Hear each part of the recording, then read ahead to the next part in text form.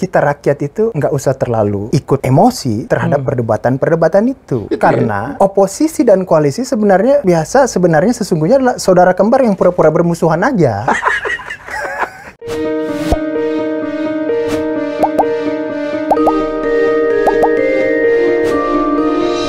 Wah, tamu saya kali ini, waduh, cukup beragam. Pemain piano, bagus banget main pianonya.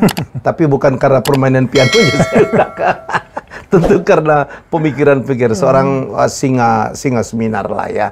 Ya, jadi ini dia Andi Irman Putrasidin sudah hadir. Cie. Makasih Pak Helmi undangannya. Lengkapnya, aku nggak tahu kalau orang Makassar ya. Jadi Bugis, ini dokter hukum tata negara, betul ya? Iya, sepertinya begitu. Lebih ke hukum konstitusi sebenarnya. Hukum konstitusi Iya, lebih tepat. hukum konstitusi lebih tepat. Dari Unhas. Dari Unhas. S1, S2, S3 S2 di Unhas. ya produk lokal Unhas semua. Cukup dingin lah ya. Adinda, jadi apa menurut Adinda Irman potret yang terjadi sekarang dalam situasi kita bernegara ya, apalagi menjelang 2024? Jadi begini kira-kira ya, kalau kita potret 20 tahun terakhir ini sejak reformasi ya, reformasi ketika keran demokrasi dibuka, ada pemilu langsung, kita sudah punya pemilu 4 kali kalau tidak salah ya. Yang langsung. Kemudian kita mengenal istilah oposisi, kita mengenal istilah koalisi, kita mengenal istilah itu yang sering kemudian bertempur di hadapan publik seperti itu. Betul. Saya pernah mengatakan begini, sebenarnya itu kita rakyat itu nggak usah terlalu ikut emosi terhadap perdebatan-perdebatan itu. Karena apa? Kalau oposisi dan koalisi sebenarnya sesungguhnya adalah saudara kembar yang pura-pura bermusuhan aja. Jadi oposisi dan koalisi ini saudara kembar yang pura-pura bermusuhan aja seperti itu. Pura-pura bermusuhan, pura-pura berteman juga. Pura-pura berteman juga, gitu. Tapi sesungguhnya lebih cenderung mereka berteman aja semua. Sebenarnya semua. Ribu-ribu di belakang damai. Memang harus seperti itu. Ribu-ribu di belakangnya nggak boleh bergabung. juga di belakangnya, iya. Ya intinya seperti ini kan. Jadi ketika kita tidak mendapatkan basis kekuasaan, maka ya udah kita keluar, kemudian kita mencari sesuatu yang penting untuk kemudian didengar oleh publik. Yaitu pesimisme terhadap kekuasaan itu. Ketika dan di mana-mana yang namanya pesimisme itu akan terdengar lebih rasional biasanya daripada optimisme. Seperti itu. Disitulah dia kemudian mendapatkan simpati publik. Tetapi ketika dia menjadi penguasa, yang tadinya penguasa akan sama juga seperti itu. Inilah potret politik kurang lebih 20 tahun seperti itu, gitu kira-kira. Jadi dengan pemilihan langsung ini menurut Dr. Irman ini lebih baik atau gimana sih? Sebenarnya kita bernegara ini. Ya, lebih baiknya adalah kita mau terlibat terhadap apa keputusan-keputusan negara itu. Partisipasi publik. Yaitu setidak-tidaknya walaupun kita tidak secanggih-canggih amat berpikir, maksud saya begini. Ketika kita memilih presiden, kan seharusnya kita tahu ini presiden mau melakukan apa sih? Ya kan? Bukan karena gantengnya, bukan karena rambut putihnya, bukan karena jidat berkerutnya, bukan karena jidat berkerutnya, jidatnya agak hitam, bukan seperti itu. Tapi kita tahu bagaimana dia membuat taraf hidup saya meningkat, menjadi lebih baik. Tapi kan walaupun kita belum sampai di situ, tapi setidaknya kita pilih ada emosi kita terlibat di situ. Dan ada harapan. Ada harapan di situ, ada harapan. Betul. Nah, itulah yang terjadi seperti dan penguasa yang terpilih melalui basis emosi publik, dia akan mengontrol juga dirinya. Hati-hati dia. Hati-hati. Orang oposisi akan mengatakan kamu salah. Gitu kan? Dia punya basis argumentasi yang rasional juga untuk kita pahami. Seperti itu. Makanya saya bilang, ini tergantung perspektif aja bagaimana kita memandang sebuah kebijakan-kebijakan penguasa. Kita bisa mencari konfirmasi-konfirmasi bahwa penguasa itu keliru mengambil putusan. Kita juga bisa mencari konfirmasi bahwa penguasa itu sudah benar mengambil putusan. Tergantung posisi mana aja. Yang penting kan tidak melanggar sesuatu yang signifikan yang mencederai dari Undang-Undang Dasar 45 itu. Seperti itu. Kira-kira begitu. Kita sudah melakukannya berkali-kali. Saya bukan karena saya curhat 3 kali kalah pilkada ya. Jadi banyak orang yang mengatakan, apakah udah betul sistem pemilihan kita, di mana cukup banyak ya orang-orang yang kita harapkan untuk melakukan perubahan tidak bisa memenangkan pertarungan, ya kontestasi dalam pilkada itu karena justru faktor X-nya banyak sekali, terutama faktor bohir, faktor uang. Menurut Dr. Irman gimana ini? Jadi memang ada problem, yaitu yang saya bilang tadi, tidak mudah kemudian kita mengajak demokrasi ini semakin hari semakin cerdas untuk memilih. Tidak mudah seperti itu. 20 tahun kita memilih, kan tidak membuat kita juga semakin cerdas. Saya aja yang 20 tahun mengamati pergerakan ini, nggak cerdas, belum cerdas-cerdas juga saya memilih. Karena garis-garis ideologi yang kemudian ditampilkan oleh partai-partai politik pengusung ini juga yang sering saya katakan. Ini garis ideologinya, batas demarkasinya yang mana ini, partai A, partai B, partai C, partai D, apa yang mereka perjuangkan secara ideologis. Sehingga kemudian calon-calonnya saya pilih, kan ketika Pak Helmy dicalonkan, bukan karena Pak Helmy aja di situ. Ada barisan partai politik yang mengusulkan Pak Helmy, kan di situ. Barisan partai politik inilah yang kemudian seharusnya menjadi sesuatu potret. Oh, kalau partai politik ini mengusulkan Pak Helmy, berarti dia akan seperti ini nih. Isunya akan seperti ini nih. Dan ketika isunya itu cocok buat saya akan memilih dia. Seperti itu. Bukan karena orangnya. Bukan karena semata orangnya. Ini kayaknya aku tangkap proporsional tertutup ini. Bisa seperti itu. Bisa seperti itu sebenarnya. Anda lebih mendukung tertutup. Jadi kira-kira kalau saya jalan tengahnya begini, tidak bisa juga tertutup itu diterapkan. Kenapa? Karena dalam Undang-Undang Dasar 1945 itu menyebutkan bahwa anggota DPR itu dipilih melalui pemilu. Kalau tidak salah pasal 19 ayat 1 itu. Tetapi ada juga pasal 22 Undang-Undang Dasar 45 menyebutkan bahwa peserta pemilu itu, DPR itu ada, dan DPRD itu adalah partai politik. Nah, dari dua ini kan yang diterapkan selama ini adalah ada partai politik kita pilih, kemudian ada calon yang kita pilih, siapa suara terbanyak dari calon itulah yang kemudian yang terpilih. Sehingga di kepala saya berpikir begini, suatu saat Pak Helmy menjadi calon anggota DPR dari partai politik tertentu, maka orang akan lebih cenderung memilih Pak Helmy karena Pak Helmy-nya. Karena ketokohannya? Karena ketokohannya. Bisa karena ketokohannya, bisa karena jagonya berkomunikasi. Atau karena uangnya? Bisa karena uangnya, bisa karena dia generosity-nya, apanya dan lain sebagainya. Itu maksud saya. Bisa seperti itu. Tetapi partai politik yang menjadi peserta oleh Undang-Undang Dasar, malah dia peserta. Ini apa yang dia mau bawa? Saya tidak tahu. Padahal partai kan mestinya punya ideologi dong. Harusnya punya jelas. Mau bawa apa dengan mengusung pemain ini? Kan dia mengusung pemain ini karena dianggap pemain ini bisa menjalankan ideologi partai itu. Makanya istilah petugas partai itu, kalau saya tidak keliru istilah petugas partai. Tidak keliru petugas partai itu. Selama partai itu kita anggap memiliki ideologi yang konstitusional. Yang konstitusional. Dan konsisten. Obvious juga, jelas ya. Itu seperti itu. Supaya kalau kita mau berbicara tentang penyederhanaan partai politik, ya kita harus arahkan ke sana. Partai politik kalau mau berdiri, kamu harus bisa berbeda sama partai politik yang ada. Jangan mirip-mirip aja ya?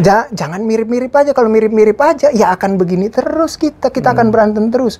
Nah, kembali lagi, apakah dia terbuka atau tertutup? Ketika partai politik mengandalkan sosok seperti Pak Helmy karena ketokohan, partai politik kemudian dia tidak membangun dirinya untuk memiliki basis yang kuat di masyarakat. Karena dia terlena dengan ketokohan Pak Helmy. Bisa ngejas ke ketokohan? Bisa ngejas ketokohan Pak Helmy di situ. Akhirnya partai politik kita akan bertumbuh terus tanpa kita tahu bedanya apa ini partai politik ini. Orang bilang sederhana kan? Tidak sederhana juga partai politik itu. Nah, kemudian apakah juga harus proporsional tertutup? Saya bilang jangan juga proporsional tertutup. Kita harus juga tahu juga dong orangnya. Jangan beli kucing dalam karung. Iya, jangan beli kucing. Saya mau tahu. Karena dia punya ideologi seperti ini, siapa yang dia calonkan? Apakah Pak Helmy atau Pak Irman atau siapa? Saya kayaknya lebih tahu kalau ideologi dia pemainnya lebih cocok Pak Helmy. Saya akan pilih Pak Helmy. Jadi kalau saya ke depannya adalah proporsional terbuka, tapi nama-nama calon itu ada, tapi tidak perlu dipertarungkan di antara mereka. Bahwa siapa suara terbanyak di situ dia akan terpilih, tergantung dari kebijakan partai nomor urut 1. kembali ke nomor urut. Cuma nama-namanya itu tetap masuk pada kertas suara. Kita juga tahu nama-nama yang kita pilih di partai politik itu, jalan tengahnya seperti itu. Karena kalau tertutup, itu nama-namanya kita tidak tahu. Dia ada di DCT lain, kertasnya lain. Jadi belum tentu kita tahu. Tapi kalau proporsional terbuka yang menurut saya ini yang saya tawarkan adalah nama-nama calon itu ada di kertas suara. Tetapi tidak berarti bahwa ketika kita pilih dia maka suara terbanyak dari dia itu dia akan terpilih. Makanya pengaturannya tidak lagi kertas suara seperti sekarang punya kolom sendiri. Enggak. Pasang aja namanya kayak ingredient aja. Kayak ingredient obat begitu, ini obat terdiri gitu dari ini gini seperti itu. Jadi orang coblos apa aja di situ. Siapa yang terpilih itulah nomor urut 1, 2, 3 tergantung dari partai politik mengusung di situ. Supaya apa?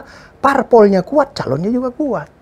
Gitu. Tidak seperti itu. Kalau parpolnya seperti sekarang, ya kita nggak tahu. Bukan berarti tidak bagus, tapi kan apa bedanya sih ini? Kan seperti itu. Ada namanya Koalisi Indonesia Bersatu. Entar gabung lagi, entar begini. Ini bagaimana ini? Kan seperti itu. Ada belahan dong yang jelas tentang bagaimana mencapai tujuan negara itu. Isu-isu apa yang dia perjuangkan dalam pencapaian kesejahteraan itu. Bagaimana cara mencapai kesejahteraan itu? Apakah pajaknya ditinggikan atau pajaknya dikurangi supaya ekonomi berkembang? Jelas ya? Jelas. Kan seperti itu. Partai ini memperjuangkan itu. Partai ini pencapaian kesejahteraannya pendekatannya seperti ini. Kalau ini pendekatannya pemberantasan korupsi misalnya, orang sisa memilih. Kan mencapai kesejahteraan berbagai macam cara. Ada yang bilang hukuman harus kuat, harus tegak, harus apa? Kan seperti itu. Nah ini partai ini mau kemana nih? Cara pencapaian kesejahteraan itu seperti itu. Ini kan tergantung. Tapi itu tidak seperti sekarang. Jadi Dr. Irman, ini artinya apa ya? Modifikasi lah ya. Iya. Proporsional terbuka. Tetapi tokohnya yang dipilih itu adalah ada urutannya. Ada urutan. Jadi rakyat kita lihat rakyat tahu. Jadi tapi, kita tahu tidak beli kucing dalam karung. Kita tidak beli kucing dalam. Tapi di kertas suara ada namanya. Ada namanya. Tapi kita tidak dipaksa untuk memilih nama-nama itu sehingga kertas suaranya tidak besar sekali.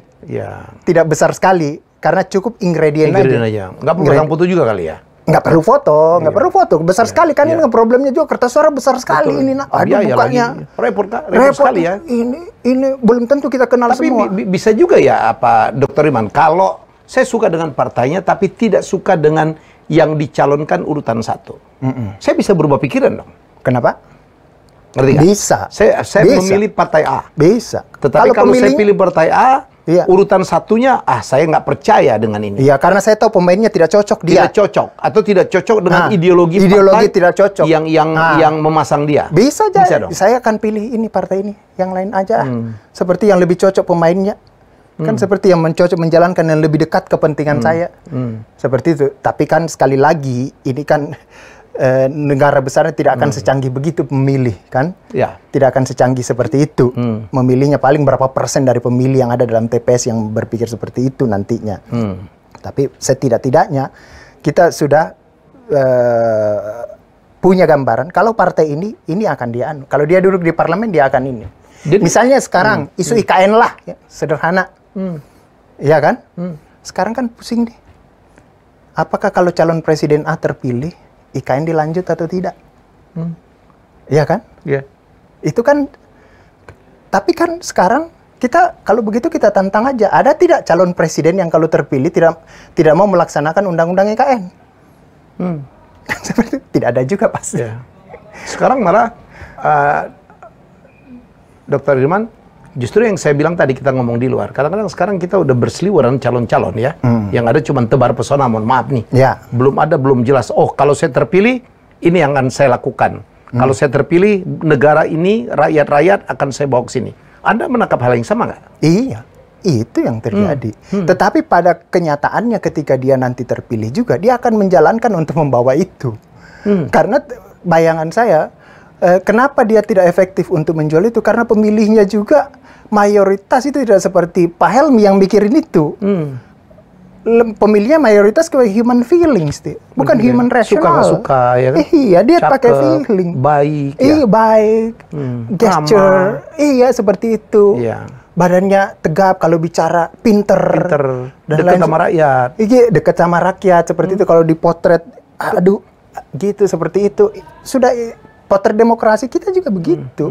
Nah, maka kemudian, tapi kenyataannya sekali lagi, ketika dia terpilih, udahlah nggak usah khawatir, dia juga jalan kok menuju ke situ, ke pola kesejahteraan itu. Seperti itu, 10 tahun. Dari SBY 10 tahun, Jokowi 10 tahun, jalan semua sama-sama seperti itu. Walaupun kita pilih SBY ketika itu mungkin karena ganteng, tinggi, besar tentara, misalnya kita tidak tahu. Tapi dia jalanin juga karena ada konstitusi yang mengarahkan dia juga. Yeah. Dan ada mekanisme kontrol tiap 5 tahun yang mengarahkan dia. Kalau kamu tidak melanggar konstitusi, kamu turun di tengah jalan. Kalau kamu tidak mencapai kesejahteraan masyarakat yang seperti kita inginkan, tidak menarik lagi, kita tidak akan pilih lagi untuk periode kedua. Ada punishment. Ada punishment di situ melalui hukum, ancaman melalui hukum konstitusi atau hukum rakyat dari hukum rakyat. Seperti itu. Jadi itulah kenapa juga para calon presiden mungkin taktik politiknya, aduh kurang menarik bicara ini nih. Bicara program nih. Mending bicara yang mudah-mudah aja dipahami. Mainkan emosi itu. Kan seperti itu. Orang beli aja pakai emosi, bukan pakai rasional. Beli barang. Mainkan emosi itu. Mau beli calon pemimpin yang akan menentukan masa depan kita. Iya, kan seperti itu menentukan masa depan. Nah, tetapi sekali lagi Pak Helmi, kalau partai-partai pengusungnya sudah punya basis ideologi yang jelas, oh partai ini dicalonkan ini, oh saya udah tahu. Karena ini programnya pasti. Ada nggak partai yang sekarang yang udah jelas sekali identitasnya? Sebenarnya begini, kalau kita baca, saya baca-baca ya, ada setidaknya ada sekitar 2 atau 3 partai yang saya baca dia punya garis demarkasi yang tegas. Dan 2 partai itu tidak akan nampaknya sulit bersatu dalam koalisi ya.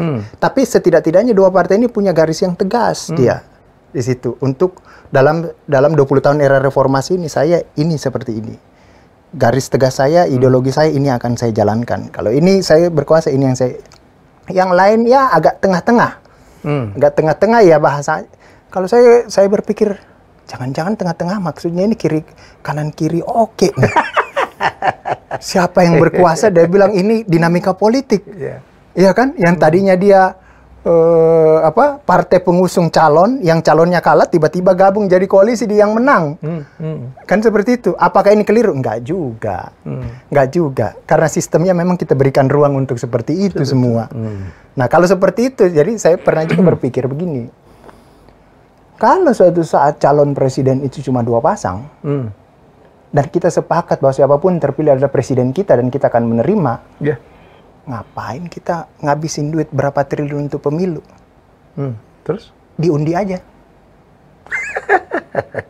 Iya kan? Legitimasi mereka udah dapat melalui presidensial threshold.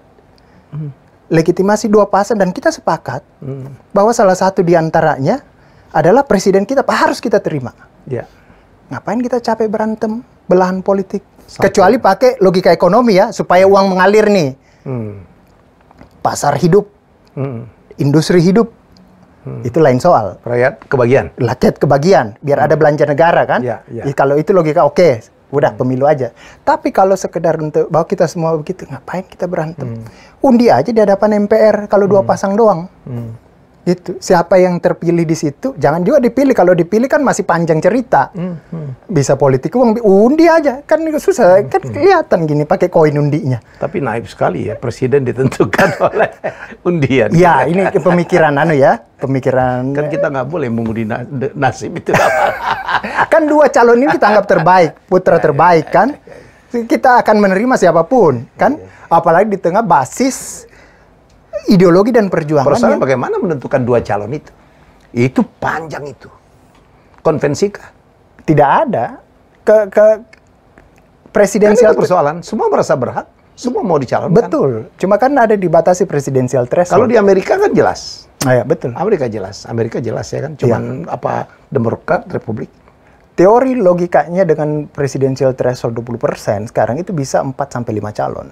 Gitu. Teori kemungkinannya bisa seperti itu 4, tapi kan rasanya sulit juga lah. Paling banyak di 3 calon, paling banyak di 3 calon. Feeling saya di 3 calon. Iya. Dan kita berharap jangan 2, Pak Dokter. Begitu ya? Kalau 2 kita terpecah. rakyat kita menjadi dua seperti terjadi pada pemilu terakhir kemarin ya. Suami istri bisa ribut loh. Iya betul. Grup-grup ada yang unleave, ada yang unfollow, ada yang unfriend. Dan di Amerika juga begitu. Iya. Sama. Iya. Wajah demokrasi itu. Betul. Ada yang ributnya sampai sekarang. Iya, iya, iya. Iya. Sementara kita lihat 01, 02 bersatu sekarang. Bersatu. Dia, makanya saya bilang koalisi dan oposisi itu orang saudara kembar pura-pura bermusuhan. Ntar siapa yang berkuasa udah saling lirik-lirkan. Udah bantu aja saya karena saling membutuhkan. Kalau untuk kepentingan bangsa, kebaikan bangsa, saya pikir sih mungkin masih bisa kita. Dan pasti untuk kepentingan bangsa. Mestinya ya. Pasti. Tidak ada logika lain lagi. Dan itu juga, ya memang pasti kepentingan bangsa. Karena kita tidak mau juga dia ngambek terus. Ya. Gabung dong. Banyak yang mau kita kerjakan sama-sama. Dr. Iman pernah nggak mendengar apa yang disampaikan oleh Najwa Shihab ya? Bahwa kadang-kadang, dan juga beberapa tokoh yang saya wawancarain.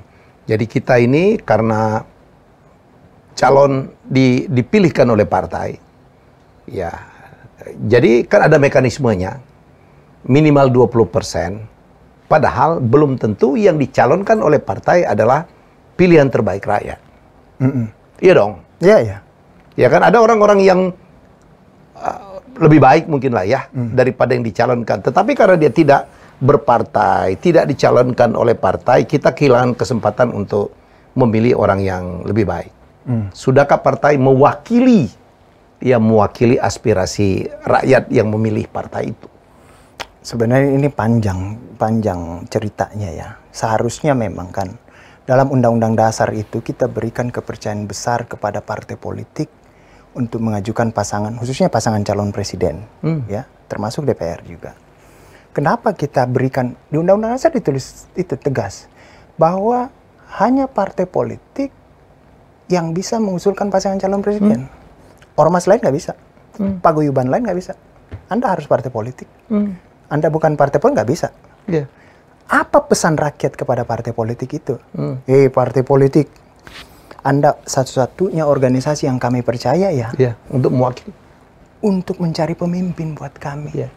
Untuk mencari kapten yang bisa membawa kesejahteraan sesuai perjanjian kami dalam konstitusi itu. Cari ya. Gitu. Cari 5 tahun. Gitu. Tiap 5 tahun Anda harus dapat. Baik di DPR, baik di presiden, baik di gubernur. Di situ. Cari. Kader dia. Tapi kan problemnya juga tidak sampai di situ. Kita berikan beban kepada partai politik, atau gabungan partai politik beban besar kepada partai politik itu untuk cari orang, tapi kita juga tidak adil bagi mereka. Kita tidak kasih duit dia. Partai politiknya? Partai politik. Kita suruh dia cari sendiri duit. Disinilah persoalannya. Disinilah persoalannya. Cari sendirilah duit dia, partai politik itu. Ada yang kemudian cari sendiri akhirnya melanggar hukum, kemudian anggotanya masuk penjara. Ada yang cari sendiri kemudian bergaul sama pemilik-pemilik modal. Ada yang cari sendiri tidak punya apa-apa juga. Akhirnya tidak bisa menciptakan kader-kader yang bisa menjadi yang kita inginkan dari dia. Yang penuh dengan integritas. Yang penuh dengan seperti itu. Nah, kemudian adalah problemnya adalah lalu di mana dia cari partai politik itu kan? Nah, harusnya kan yang diinginkan oleh masyarakat bagaimana? Masyarakat bagaimana juga tahu yang diinginkan calon presiden itu bagaimana? Yang di mana? Ukurannya apa? Makanya sekarang kemudian yang paling mudah orang bilang survei dong. Iya kan? Hasil survei aja. Gitu. Nah, di sini juga akan menjadi anomali. Loh, ini partai politik ini dia pasti akan mengikut juga kepada hasil survei ini. Makanya muncullah 2 nama. 2-3 nama sekarang kan seperti itu. Yang katanya istilah itu yang inilah mungkin yang diinginkan oleh rakyat. Kan seperti itu. Padahal sebenarnya esensinya adalah mana orang-orang kamu? Sebagai partai politik, mana orang kadermu? PDIP bawa Jokowi. Ya kan? Ya. Gitu. Ini berhasil nih. Kan? Ada kadernya. Kemudian menjadi presiden. Kan seperti itu. Di partai-partai lain, bagaimana? Partai-partai lain, akhirnya nama-nama yang dari luar yang kemudian mereka masuk di situ. Karena nama kader mereka tidak cukup kuat, elektabilitas. Iya, tidak cukup kuat. yang kalau disurvei tidak ada. Makanya saya pernah ngomong bahwa udah nggak apa-apa, partai A calonkan aja ketua umumnya kok. Meski dia tidak populer, meski dia tidak masuk survei, calonin aja. Karena mereka punya tanggung jawab konstitusional untuk itu. Kan seperti itu. Nah, kita coba aja semua. Karena menurut pengalaman amatan saya, siapapun presiden, ya jalan-jalan aja kok ini. Semuanya, yang penting kita kontrol sama-sama. Semua ada oposisinya berjalan efektif. Pemerintahannya hati-hati, jalan aja semua itu. Jadi, anggaplah demokrasi ini pesta aja nanti. Kan seperti itu. Jadi, problemnya ini menjadi memang kayak benang kusut. Kita berharap banyak kepada partai politik, sementara partai politik juga ya tidak punya anggaran juga, tidak punya mekanisme untuk. Ada anggaran tapi kecil katanya. Kecil. Kalau saya pernah ngusul begini, kan kita punya APBN kurang lebih 2.000 sampai 3.000 triliun per tahun kan. Masa sih 1-2 triliun itu dibagi partai politik per tahun, masa tidak bisa? Kemudian partai politik udah nggak usah cari uang-uang lagi ya. Yang penting kamu sekolahin semua anakmu. Bikin sekolah partai kadermu, semua siap menjadi pemimpin uang operasionalnya uang operasional semua dihitung semua. Jadi orang yang masuk partai politik itu adalah orang yang memang kerjanya latihan aja terus di situ. Orang yang pengetahuannya ditambah, pengalamannya ditambah dan lain sebagainya. Dia jadi Anda berinvestasi lah sama kader di situ. Kedepannya harus seperti itu. Tapi kan kita tidak mau begitu. Kita tidak, akhirnya partai politik cari-cari duit sendiri. Cari duit sendiri ya akhirnya berujung kepada ya pelanggaran. Ketika masuk pemilu dia bingung juga mau kemana, kan seperti itu. Dulu ada wacana ya untuk mengurangin agar partai politik, kadang-kadang partai politik kan udah dipilih kan rakyat konstituennya merasa dia tidak mewakilin saya tuh ternyata, ya kan? Kan ada yang begitu tuh. Ada konstituen yang merasa bahwa suaranya tidak lagi diwakili oleh partai yang dia pilih. Ya gitu. Dulu ada wacana juga.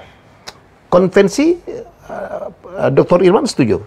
Setiap partai yang punya threshold dia bikin konvensi aja, disebarkan dulu ke rakyat. Ini calon-calon kami silakan Memang di undang-undang partai politik itu mengharuskan partai politik itu merekrut calonnya secara demokratis. Makanya kemudian ditafsirkan kalau seperti di luar negeri itu bukan dong konvensi. Konvensi dong ya. Konvensi dong, dibukalah itu semua di. Dulu Demokrat pernah melakukan Demokrat itu ya? pernah melakukan itu, tapi akhirnya kan terhambat di presidensial threshold juga, kan terhambat di koalisi, terhambat di mana akhirnya calon-calonnya ya dapat sertifikat aja. Udah bagus betul tuh ya dulu. Udah bagus. Dulu Golkar juga pernah melakukan konvensi kan seperti itu, gitu. Nah, kalau ke depannya saya itu pernah berpikir begini. Udahlah konvensi diambil MPR aja biar ada perannya MPR, tapi sedikit mungkin kita utak-atik dulu konstitusi. Jadi bakal calon presiden itu dikonvensikan di MPR sana. Nanti calon-calon itu diketok oleh MPR, inilah yang kemudian bakal menjadi calon presiden. Baru dilempar ke rakyat. Dilempar ke partai politik. Siapa yang mau ambil? Siapa mau ambil? Karena ini sudah kita tetapkan 5 nama calon presiden dan calon wakil presiden. Nih. Seperti itu. Tapi diubah sedikit dulu konstruksinya di MPR itu biar MPR Jadi kemudian 5 nama calon ini di sini ada tempat belanjanya partai politik. Untuk siapa yang kamu pilih nih? Untuk menjadi pasangan calon di antara yang cocok 5. Dengan yang cocok seperti yang dihasilkan Demokrat. Cuma kan Demokrat dulu menghasilkan banyak calon pemimpin bagus kan, tapi kan tidak distempel negara. Sehingga partai politik bisa mencari calonnya sendiri di luar. Yang kemudian orang itu bisa memanfaatkan ya itu human feelings, human apa. Jadi tergantung juga Pak Helmi, ada calon yang tergantung dari perspektif kepentingan kita aja. Saya berkepentingan sama Pak Helmi dan saya dekat sama Pak Helmi, suatu saat Pak Helmi tidak dicalonkan jadi presiden, saya kecewa juga. Saya akan menganggap bahwa ini partai kok tidak memperhatikan orang-orang seperti Pak Helmi. Ya bisa jadi karena saya dekat sama Pak Helmi, saya punya kepentingan sama Pak Helmi. Jadi setelah itu baru dilempar ke rakyat? Dilempar ke di MPR dulu. Jadi di MPR dulu, buka konvensi, ditawarkan melalui konvensi di MPR, ditawarkan ke partai. Ya silakan partai shopping lah ya. Ya shopping lah di situ ada 10 nama. 10 nama. Kan pasti mana yang paling cocok ya? Mana yang paling cocok? Shopping lah di situ. Baru dilemparkan ke rakyat. Dilempar ke rakyat seperti itu. Gitu kalau mau mekanisme demokratis seperti itu. Kalau secara peraturan bisa ya? Enggak. Ada kan ahli tata negara? Belum ada aturannya seperti itu. Harus dibuatin aturan dulu.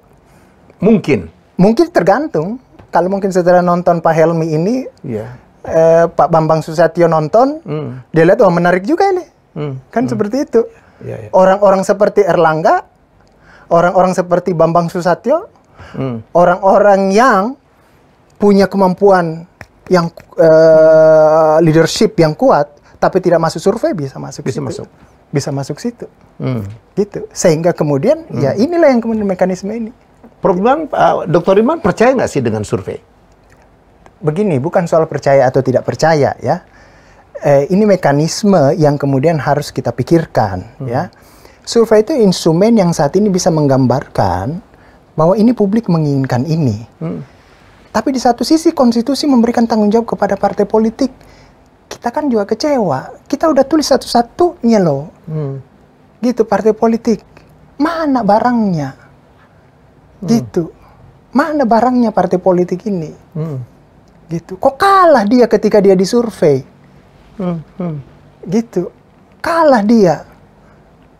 Ketua umum partai politik besar. Udah berkali-kali ketua umum. Kok kalah dia sama orang-orang yang disurvei ini? Berarti kan inilah yang kemudian ini partai politik bagaimana? Kita harus berdayakan kalau begitu. Kan gitu. Nah, kira-kira begitu Pak Helmi.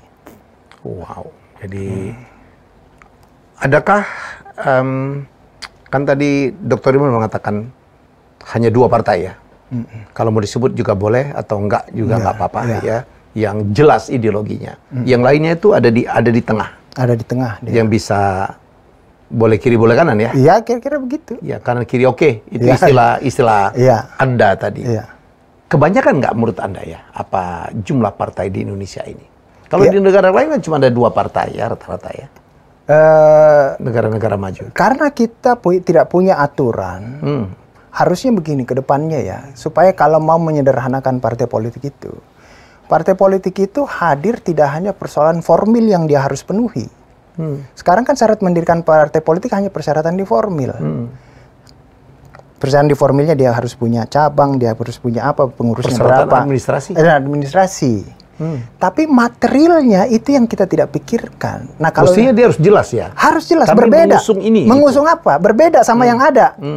Kalau yang udah ada begini, kamu mau nggak usah lah. Atau gabung aja kamu ke sana. Karena bikin penuh-penuh kertas suara, kita juga mencari terlalu banyak better option. Iya kan? Orang bilang fear of better option, kan? Akhirnya kita, banyak sekali nih. Bagus semua, bukan karena bagus semua, sama aja semua. Kan gitu. Akhirnya ya udah. Akhirnya fear of doing anything kata orang tuh. Gitu. Akhirnya udahlah karena terlalu banyak yang bagus jadi udahlah.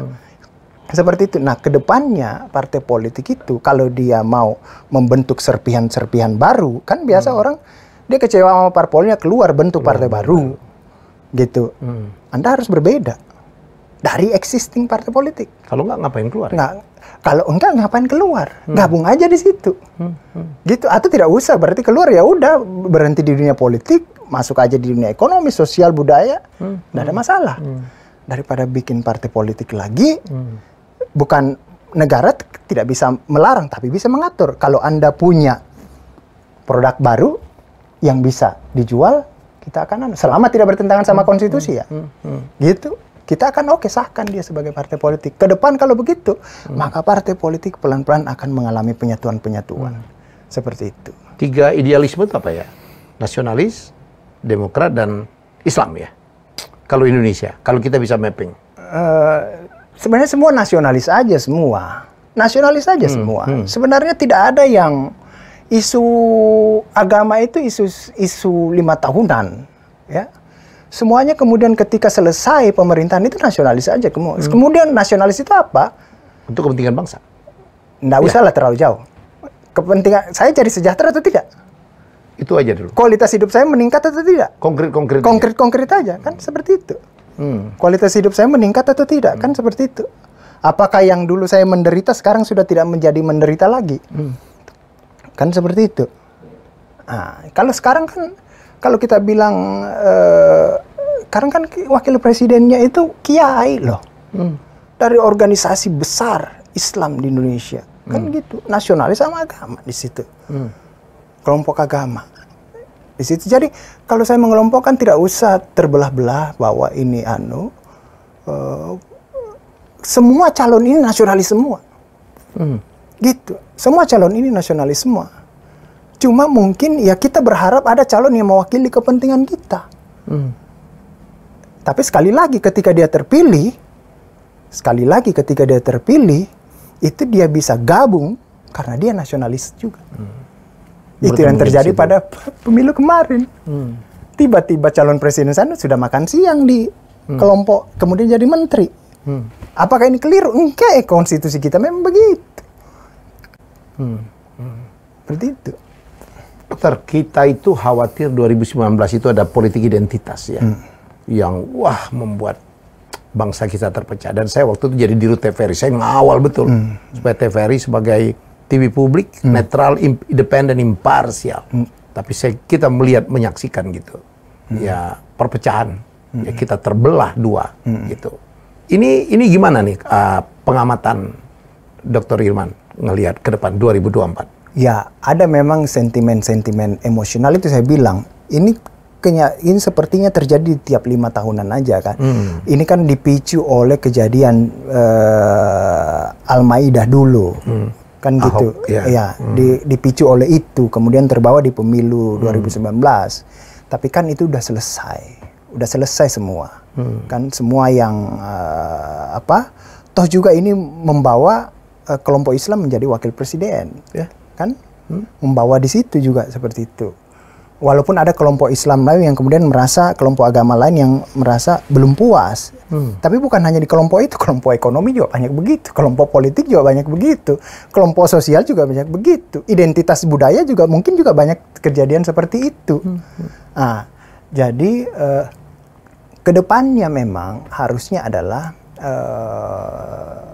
kita harus pandai-pandai mengamati bahwa apa yang memang kelompok yang merasa ini terpinggirkan selama ini, udah tanya aja calon presidennya. Kalau dia kita dukung, dia mau apakan kami ini. Itu kan, itu saya bilang kan, jelas kan? Jelas. Sikapnya. Dia mau apakan kami. Programnya apa, jelas. Jangan sampai juga, sama aja juga. Kan? Sama aja juga dengan yang dulu-dulu. Tidak diapa-apakan, kan bisa juga begitu. Tidak terjadi apa-apa juga. Kan seperti itu. Jadi, calon presiden harus jelas juga. Jangan juga hanya sekedar, karena di sini ada kelompok yang saya seolah-olah sama dia, kemudian ketika saya terpilih, belum tentu kan? Belum tentu saya mengakomodasi kepentingan mereka. Atau ketika tidak terpilih, bisa jadi belum kering air mata, saya udah lompat ke kelompok lain. Seperti itu.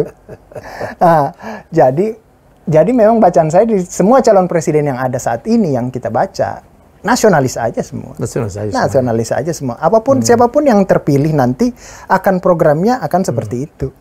Cuma kan seperti sekarang nih. Saya baca di koran, ada yang bilang partai, kalau ini yang terpilih, undang-undang IKN akan tetap dilanjutkan. Ada nggak calon presiden yang mengatakan saya tidak akan menjalankan undang-undang IKN? Supaya jadi pilihan. Seperti itu. Karena kan menjadi isu politik juga kan? Isu politik juga. Ada tidak calon presiden itu? Ya kemungkinan besar menurut saya nggak juga.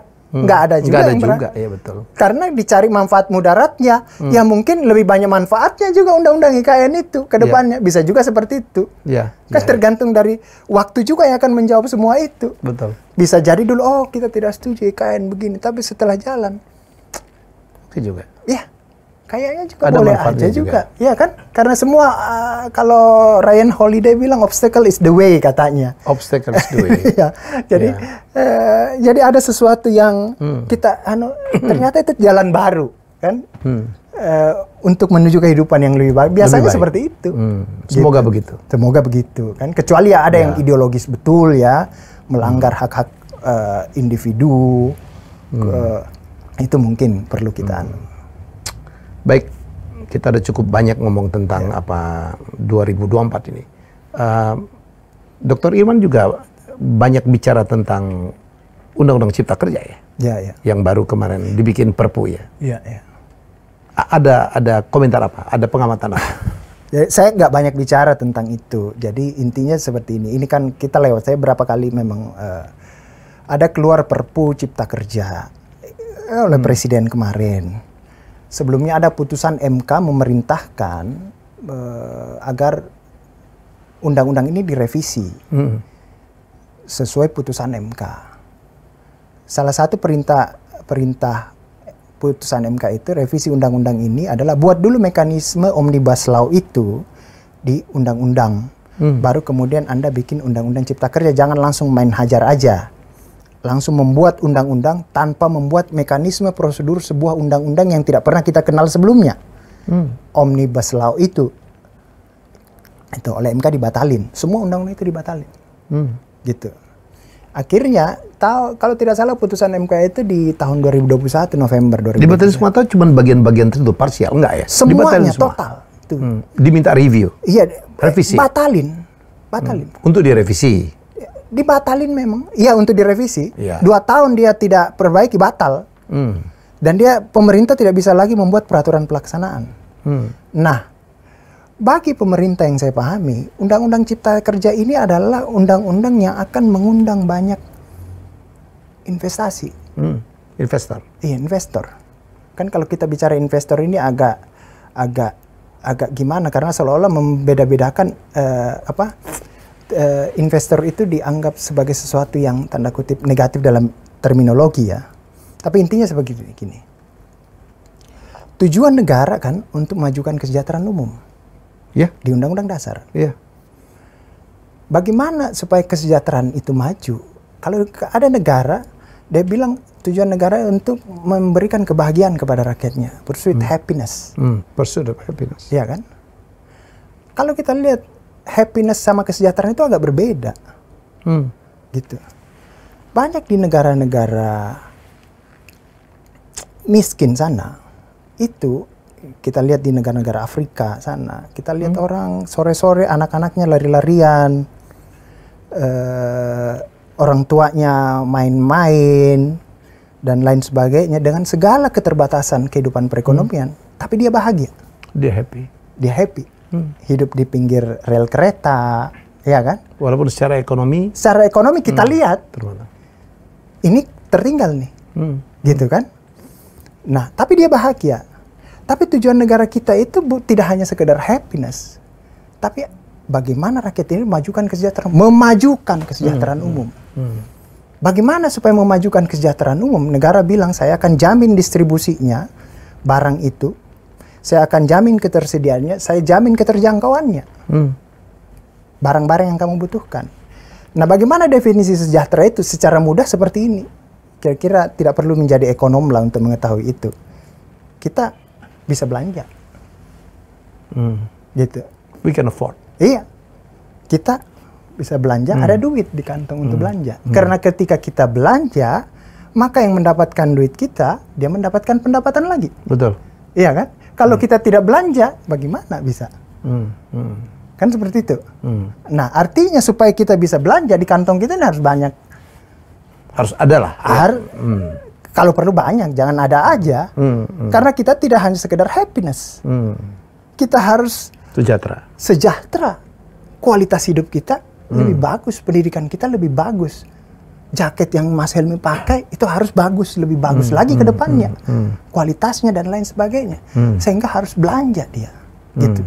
Jadi semakin banyak belanja, maka semakin banyak income. Kan kira-kira seperti itu. Itulah kesejahteraan. Nah, supaya banyak belanja, kan duit harus datang. Iya. Iya kan? Duit harus ada masuk ke Indonesia di situ. Kenapa duit ini dipancing supaya masuk? Tidak mau masuk. Kata pemerintah dia setelah dia mereview, karena terlalu gemuk birokrasinya. Sehingga orang-orang luar itu tidak malas bawa duit investasi ke sini. Aturannya terlalu banyak. Perizinan menjadi makin sulit ya? Sulit. Ada orang ide mau buka rumah makan, izinnya keluar setelah resep rumah makannya itu udah dia lupa. Baru keluar izinnya. Oke. Gitu. Padahal sebelumnya dia sudah rancang resepnya begini. Sampai izinnya 3 bulan keluar, itu udah lupa resepnya. Nggak jadi buka rumah makan. Kan kira-kira seperti itu. Nah, bagaimana investasi mau datang kalau seperti itu? Dibuatlah pemerintah undang-undang Omnibus Law itu. Kita sederhanakan. Cipta kerja ya. Cipta kerja. Kita sederhanakan yang sederhana. Tapi dia pakai cara yang tidak pernah dikenal. Omnibus, dia ubah semua undang-undang kan dia ubah supaya dia sederhanakan nih. Dia sederhanakan, dia ubah semua undang-undang. Oleh MK bilang, wah ini kamu pakai cara yang tidak kita kenal, kamu harusnya bikin dulu cara itu. Bikin platformnya dulu. Iya, bikin platformnya dulu. Nah, dia tidak buat, dibatalin. 2 tahun kamu tidak buat, ini akan batal dengan sendirinya. Dibatalin seperti itu. Kan namanya investasi sangat berkepentingan sama kepastian. Betul. Gitu. Kalau dibatalin seperti ini nggak bisa jalan, nggak mau kita nih. Gitu. Masih ada ketidakpastian. Masih ada ketidakpastian. Di tengah lagi resesi COVID. Iya. Iya kan? COVID sampai tidak mau dia. Oke. Gitu. Oke, pemerintah segera ubah. Belum selesai di situ, tiba-tiba ada yang tawuran. Siapa yang tawuran? Rusia Ukraina. Gitu. Tiba-tiba Rusia Ukraina tawuran. Ya, ibarat di kampung kita ada orang tawuran. Itu penjual-penjual bakso, penjual bakmi yang tadinya mau lewat depan rumah kita, nggak jadi semua karena dia takut. Dia takut. Itu penjual terhambat semua oleh pemerintah, istilahnya supply chain. Terhambat. Gitu. Rantai supply itu terhambat semua. Gandum, jagung, semua terhambat. Roti sudah susah lari semua. Rumah-rumah besar udah mulai berasap. Gara-gara tawuran ini. Amerika udah berasap, inflasinya sudah 10%. Di Inggris ya. Iya kan? Eropa. Inggris ganti Perdana Menteri berapa kali? 2 kali. 2 kali. Dalam jangka waktu sebulan, dia ganti Perdana Menteri. Tiongkok udah mulai juga megap-megap seperti itu. Kata Indonesia, ini duit ini bagaimana caranya nih penjual itu supaya datang semua ke kita nih. Gitu kan? Supaya kita ini aman aja, yang berasap itu 3 aja itu. Yang berasap itu ini Eropa adalah semua. Kita ini aman aja, datang dong penjual bakso ke kita. Supaya dia datang, kata penjual bakso, takut juga saya datang, itu undang-undanganmu belum selesai. Inilah yang kemudian pemerintah menganggap, yang saya baca di situ, ini kegentingan. Kalau tidak, ini tidak lewat semua investasi ini tidak datang ke kita. Dia keluarin Perpu Cipta Kerja karena alasan kegentingan. Karena udah berasap nih. Oleh teman-teman, dia anggap ini presiden melanggar putusan MK, bahkan bisa di-impeachment. Saya bilang nggak begitu juga lah lagi.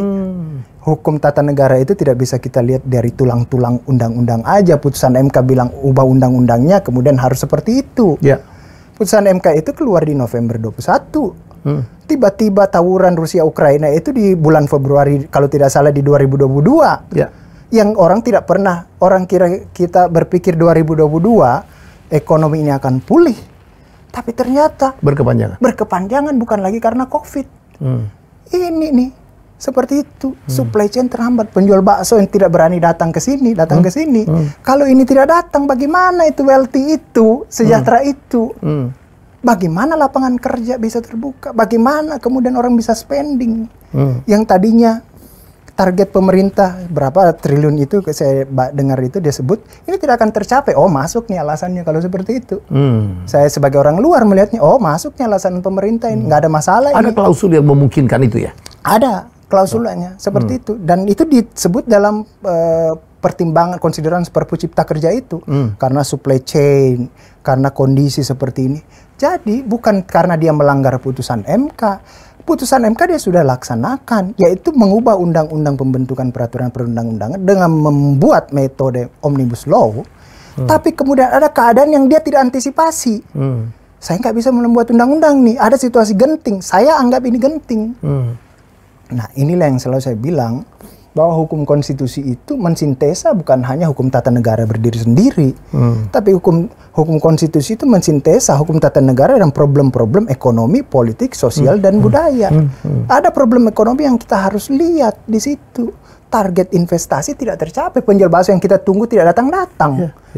Datang, aman kok di sini. Ini Perpu udah saya keluarin, kepastian hukum. Perpu Cipta Kerja saya keluarin, udah datang aja.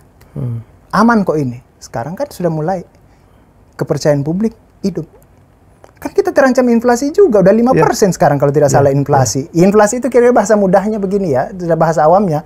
Kalau kita punya uang 100 rupiah, sisa 95 rupiah duit kita. Kalau 5% inflasi, kira-kira bahasa awamnya seperti itu. Biar mudah dipahami kan. Jadi sebenarnya nilainya cuma 95. Terus sekarang kan udah mulai bagus. Udah mulai penjual bakso yang berhenti di situ, udah mulai melirik. Oke, datang. Gitu. Berani dia untuk kita punya program, datangkan duitmu supaya ketika datang duitmu kita buka usaha, kita buka apa lapangan kerja dan lain sebagainya. Ketika ada duit masuk orang bisa belanja, ada lapangan kerja. Jadi tidak perlu diperhadap-hadapkan antara kepentingan investor dan kepentingan masyarakat sini, nggak perlu. Jadi kalau saya simpulkan, Dr. Irman Putra Sidin sebagai ahli hukum tata negara, ini oke, ya. Tidak ada masalah. Tidak ada masalah. Semua argumentatif dan rasional. Rasional, dan ini memang situasi yang kita bisa rasakan. Bisa rasakan, ini masyarakat bisa rasakan. Kalau inflasi terus berkepanjangan, wah, kan seperti itu. Barang-barang jadi mahal. Barang-barang jadi mahal, naik lagi, dinaikin lagi. Kata udah naikin suku bunga, tambah susah lagi orang. Tambah repot lagi. Dunia usaha tidak jalan. Betul. Seperti itu, sehingga supaya ini semuanya bisa kita cegah, pemerintah mengeluarkan Perpu Cipta Kerja. Pada konteks itu saya bisa pahami, oh ini nggak ada masalah ini. Itu kalau kita melihat hukum tata negara itu bersintesa sama perspektif ekonomi, politik, dan sosial budaya. Inilah hukum konstitusi. Ya, makanya Pak Helmi, saya lebih senang disebut ahli hukum konstitusi daripada ahli hukum tata negara. Gitu. Karena saya selalu mensintesa hukum tata negara dengan cabang-cabang ilmu-ilmu lain di situ. Tidak bisa berdiri sendiri. Tidak bisa berdiri sendiri. Dia bukan tulang-tulang tuh. Jadi konstitusi itu darah dan dagingnya. Ada ekonomi, ada politik, ada sosial dan budaya. Kan orang bilang, apanya kegentingan memaksa, truk masih macet semua di situ. Normal-normal aja fungsi-fungsi negara jalan. Iya. Kalau kita melihat kegentingan memaksa itu hanya dalam konstruksi lembaga-lembaga negara. Tapi kalau kita lihat kegentingan memaksa itu ada di subsistem ekonomi, maka kita juga bisa merasakan itu. Seperti itu kita bisa melihat, oh ternyata seperti ini. Nah, kira-kira begitu. Baik, Dr. Irman, luar biasa ya. Ini diskusi, semoga menambah perspektif. Kita bicara dua hal ya. Wah, keren sekali. Saya tidak terbayang ada pemikiran seperti saya pikir tadi Dr. Irman datang untuk mengatakan wah itu Perpu itu salah. Ternyata bisa dibenarkan. Iya, saya rasional aja. Setidaknya rasional di kepala saya. Ya, ini bukan masalah salah benar ya. Bisa ada konfirmasinya. Ada konfirmasi pembenarnya, tinggal di mana kita memilih mana yang lebih benefit buat masyarakat atau tidak. Baik, Dr. Irman, ada yang ingin Anda sampaikan sebagai closing statement? Ya, saya terhormat diundang sama Pak Helmi di acara ini. Ya, ini acara ini sangat bergengsi. Saya apalah ini. Sehingga saya juga harus butuh persiapan untuk berhadapan secara langsung dengan Pak Helmi. Waktu saya DM lama sekali jawabnya. Saya harus banyak latihan dulu di rumah. Jadi waktu beliau nanya mau ngomong apa, aku mau ngomong apa yang kau mau omong aja. Terima kasih, saya juga terhormat. Ya, Anda terus terang banyak tokoh-tokoh muda, Anda termasuk tokoh muda yang saya kagumin pemikirannya. Kita butuh orang-orang seperti Anda ya. Dan saya punya acara dengan Dr. Koni, dengan Mas Wowi. Saya bilang kita berbeda pendapat itu anugerah, itu perbedaan pendapat. Iya, betul. Ya, betul. Bagaimana kita saling menghormati, tidak harus dengan kata-kata kasar. Kalau orang berbeda dengan kita anggap salah. Itu yang kita rindukan dari proses berdemokrasi. Bayangkan kalau 270 juta orang pendapatnya sama semua. Ya. Apa indahnya negara ini? Nggak maju. Tidak bergulir. Iya. Nggak bergulir meningkat. Ya, ide itu justru muncul dari perdebatan-perdebatan. Iya, betul. Ya, mari kita berdebat sampai berkeringat bila perlu. Ya. Tapi untuk satu, NKRI. Ya. Terima kasih, Dokter. Sama-sama, Pak Helmi. Ya, jadi itulah perbincangan saya. Wah, ini daging semua ini. Semoga ini banyak ya, karena kita menjelang 2024, sesuatu yang sangat, membuat ada yang khawatir, tapi ada juga yang optimis, dan kita berharap kita lebih baik dari sebelumnya, lebih baik dari tahun 2019. Kita jumpa lagi dengan tamu hebat saya selanjutnya. Bye-bye. Terima kasih sudah menonton Helmi Bicara. Jangan lupa untuk like, komen, share, dan subscribe.